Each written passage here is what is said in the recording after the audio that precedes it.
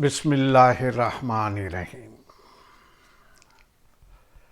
ایک انسان دنیا میں پیدا ہوتا ہے، ایک معصوم بچہ دنیا میں آتا ہے۔ پہلے ہی دن سے اس کو اشرف المخلوقات ہونے کا درجہ مل جاتا ہے۔ وہ اللہ تبارک و تعالیٰ کی بہترین تخلیق ہوتی ہے۔ اللہ تبارک و تعالیٰ نے اسے بڑے پیار سے، بڑی محبت سے پیدا کیا، اور اس کے اندر اللہ تبارک و تعالیٰ نے بہت سارے خزانے چھپا کے رکھے ہیں، بہت سارے خزانے، بہت بڑی دولت۔ مثال کے طور پر سخاوت اس کے اندر ہے، صبر اس کے اندر ہے، ہمت اس کے اندر ہے، بہادری اس کے اندر ہے، رحم دلی اس کے اندر ہے، دوسروں پہ ترس کھانا اس کے اندر ہے، دوسرے کے کام آنا اس کے اندر ہے۔ یعنی دنیا بھر کے خزانے اللہ تبارک و تعالیٰ نے اس بچے کے اندر رکھے ہیں۔ یہ سارے خزانے اس بچے کے اندر موجود ہیں۔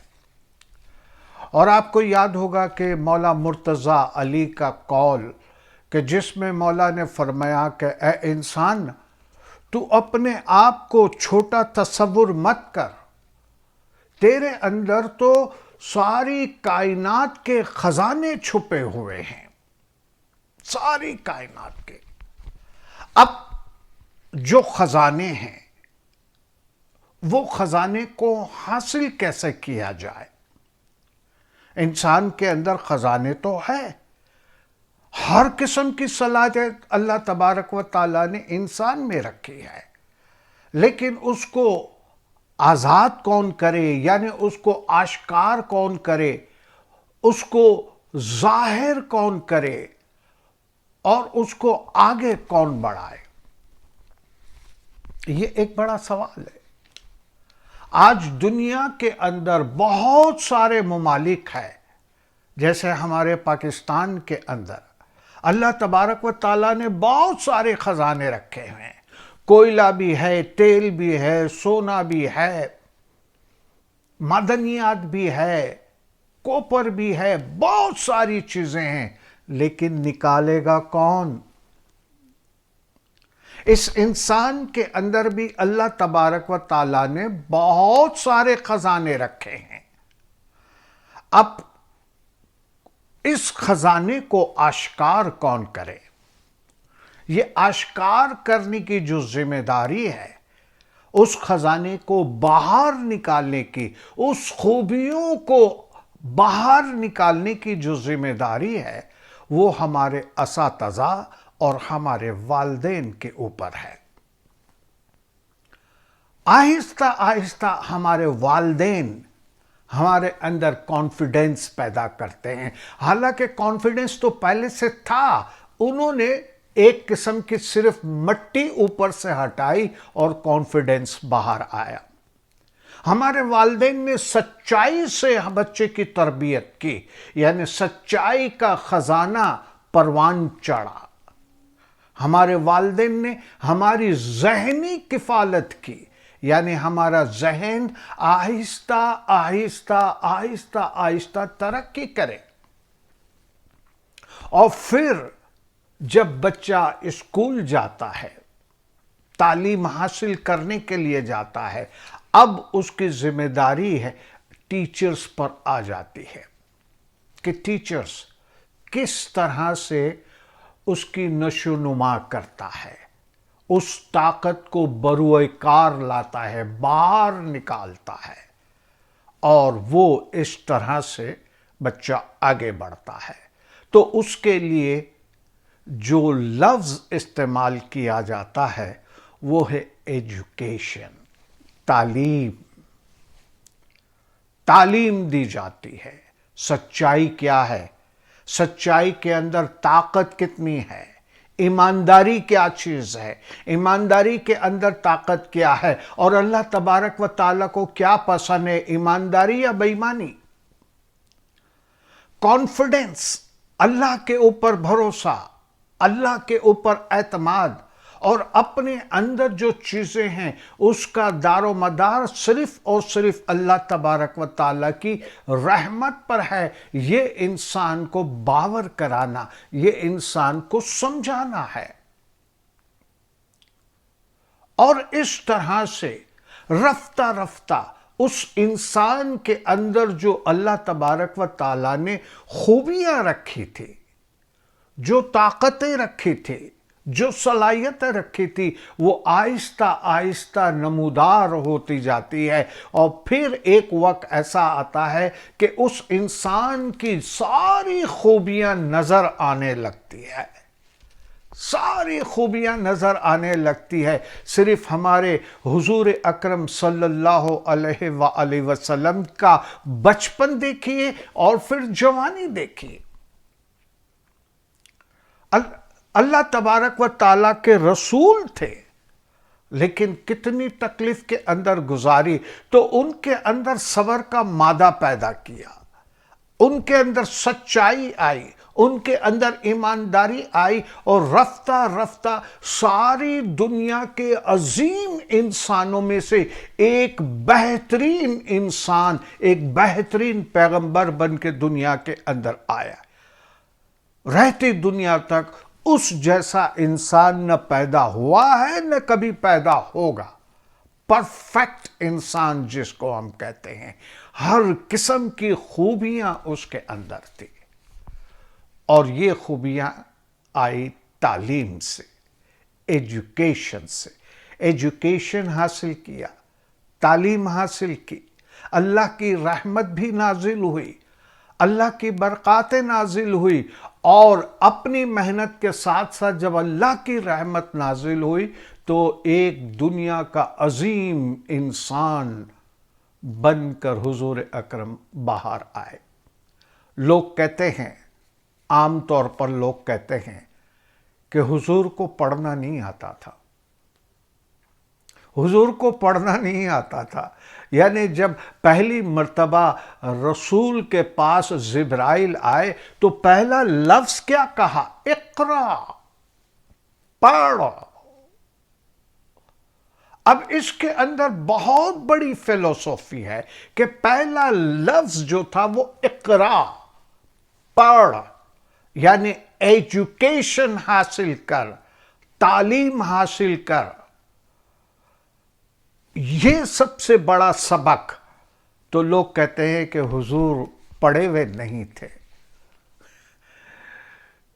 اللہ نے جس کو ذہن دیا ہو، اللہ تبارک و تعالیٰ نے جس کو عقل دی ہو اور وسیع سمجھ دی ہو، اس کو بھلا آپ کیسے کہہ سکتے ہیں کہ وہ پڑھا ہوا نہیں ہے؟ نعوذ باللہ، میرے حساب سے تو بالکل غلط بات ہے۔ تو اللہ تبارک و تعالیٰ کے رسول جب دنیا کے اندر آئے تب قرآن تو نہیں آیا تھا، تب قرآن تو نہیں آیا تھا، اللہ تبارک و تعالیٰ نے ابھی رسول بنایا نہیں تھا۔ لیکن اسی دور کے اندر، جہالت کے دور کے اندر، رسول اللہ سچے اور امین، اماندار اور امانت سنبھالنے والے، بڑوں کے کام آنے والے اور بچوں سے محبت کرنے والے، یہ ساری چیزیں کہاں سے آئی؟ یہ کوئی نہیں سوچتا۔ بڑے بڑے دشمنوں کا مقابلہ کرنے کے لیے حضور اکرم تیار رہتے تھے، بے یار و مددگار ہتھیار بھی نہیں ہوتے تھے۔ یہ حوصلہ کہاں سے آیا؟ یہ حوصلہ کہاں سے آیا؟ یہ وہی تربیت کا اثر ہے، وہی تعلیم کا اثر ہے جو حضور اکرم کے اندر وہ تعلیم آئی۔ میانہ روی، بڑے بڑے بادشاہ بھی ایسی تقریر نہیں کر سکتے جیسی کہ حضور اکرم نے تقریر کی۔ اور لوگ کہتے ہیں پڑھا ہوا، پڑھے لکھے نہیں تھے، گستاخی معاف۔ تو یہ انسان کی جو صلاحیت ہے اس کو اجاگر کرتا ہے.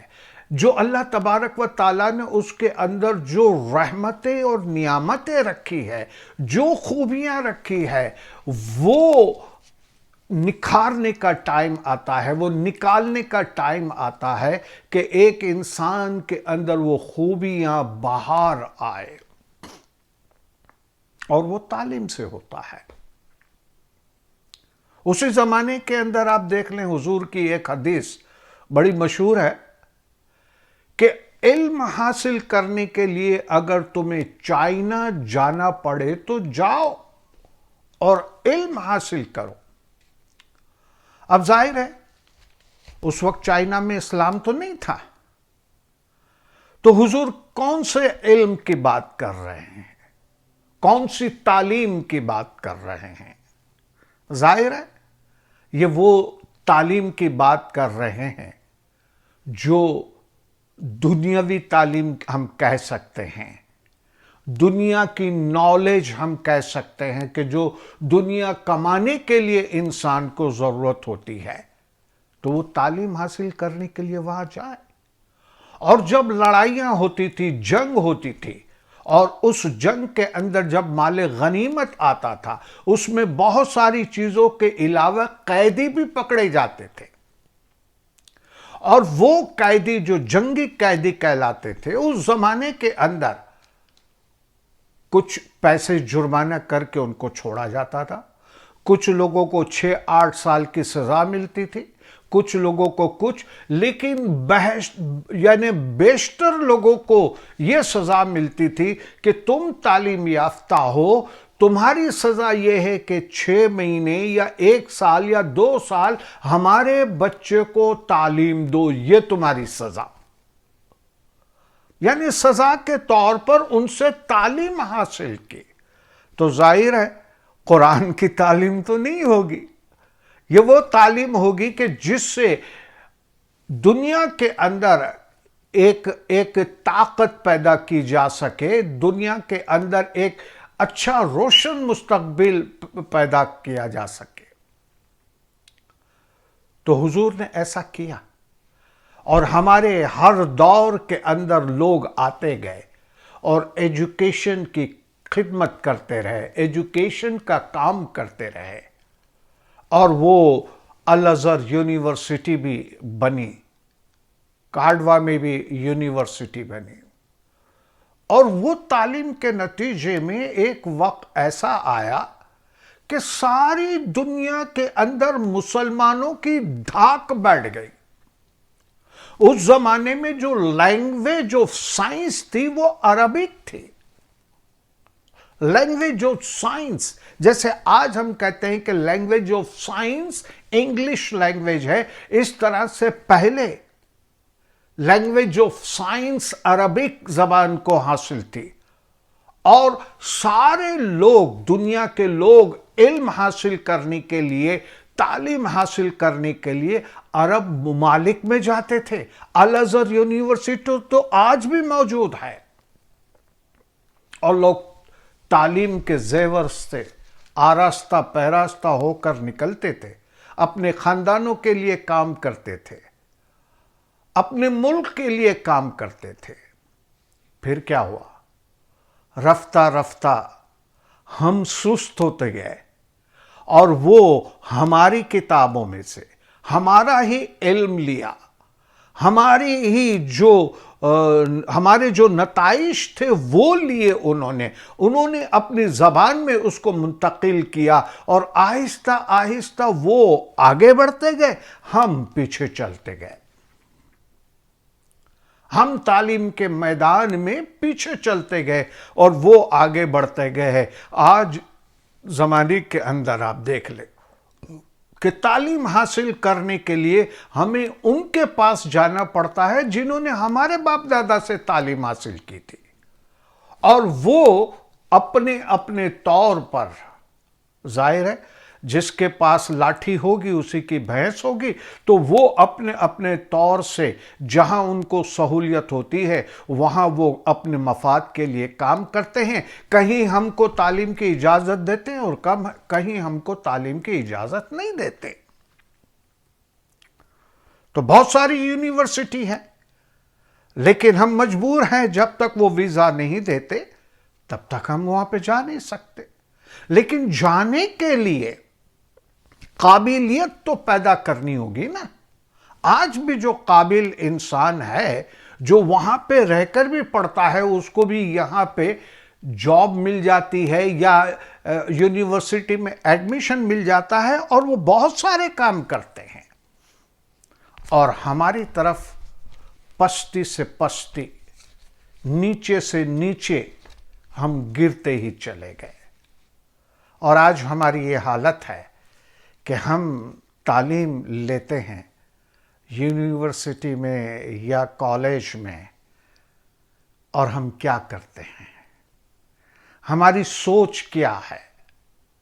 ہم کس طرح سے سوچتے ہیں؟ ہمارا گول کیا ہے؟ یہ آپ دیکھیں تو آپ کو حیرت ہوگی۔ اس کیسٹ کو میں یہاں ختم کرتا ہوں، اور انشاءاللہ دوسری جو کیسٹ ہے، دوسرا پارٹ ہے، وہ آپ کے سامنے پیش کرتا ہوں۔ اس وقت تک کے لیے اجازت چاہتا ہوں۔ خدا حافظ، جیو اور جینے دو۔